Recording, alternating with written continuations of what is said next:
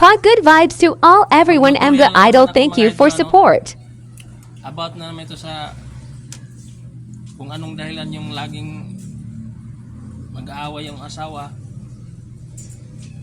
sa kapwa kong mga lalaki. Huwag magalit yung tatamaan, kung sino ang matatamaan, aminin. Kung ano yung pinagdahilan ng mag-away ang mag-asawa, mga idol. Ang unang dahilan mga idol yung magbangayan yung mag-asawa, unang-una yung pagdating ng Sabado. Kasi yung iba talaga dadaan sa good time.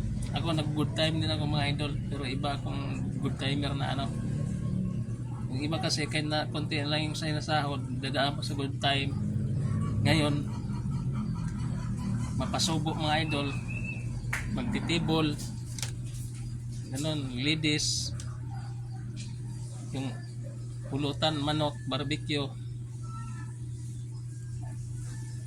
manok na litsong manok. Tapos pag sobra na ng inom mga idol, ladies. Tapos pag naubos, kuha na naman, sabihin na pusla na, walang nagmahal, beer paday, ubos ng tira mga idol. Pagdating doon sa bahay, ayun na, yung natirang pera, kapiranggot na lang mga idol.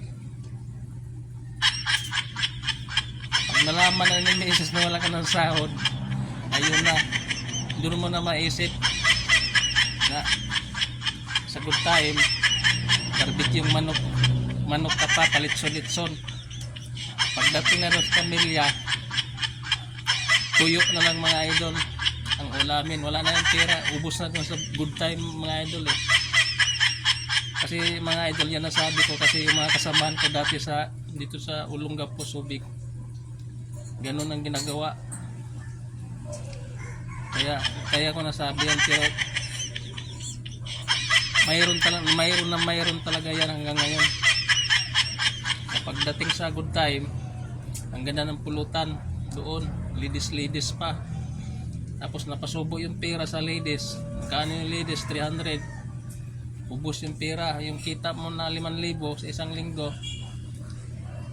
bawas yung 3,500 yun mga idol, 1,500 lang matira.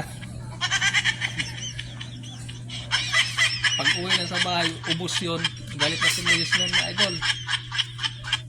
Kasi wala nang budget sa isang linggo ng mga idol, ubos na Yun na magsimula ang mga idol. Balibag yung kaldero mga idol. Sa pinggan mga idol. Tapos pagkataon pang nangupahan ka ng bahay, wala na mga idol. Tapos na mga idol. Yun, isa yun mga dahilan mga idol. Yung